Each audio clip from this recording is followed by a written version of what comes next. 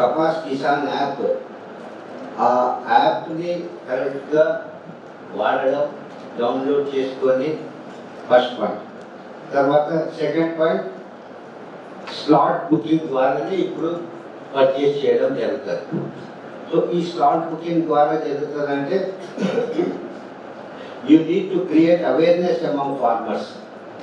రైతులకు అవగాహన కల్పించాల్సిన బాధ్యత ఏఈఓస్ మీద ఉంది. మన దగ్గర కాటన్ ఎక్కువ ఉంటుంది. And last time we had some unfortunate incidents.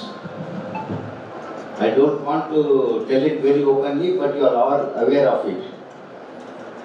ఇప్పుడు అట్లా టెంపరీ పర్మిట్స్ అలాంటిది ఏం లేదు.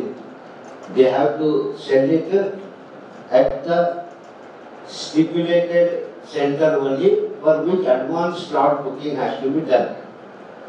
అది అవగాహన కల్పించాల్సిన అవసరం ఉంటుంది. లేదు నాకు తెలియదు, ఆయన వచ్చేసాడు, అక్కడ వచ్చి రైతులు మాకు తీసుకుంటలేరు, ఇలాంటి ఇష్యూస్ మాత్రం దయచేసి రాకూడదు. And second point, before that me crop booking అయితే అయిపోయింది అనుకుంటారు. ఇప్పుడు పోయి మనమంతరం కోఆర్డినేషన్తో కోఆపరేషన్తో సరిగా పనిచేసుకొని మన జిల్లాలో ఈ ప్రొక్యూర్మెంట్ సరిగా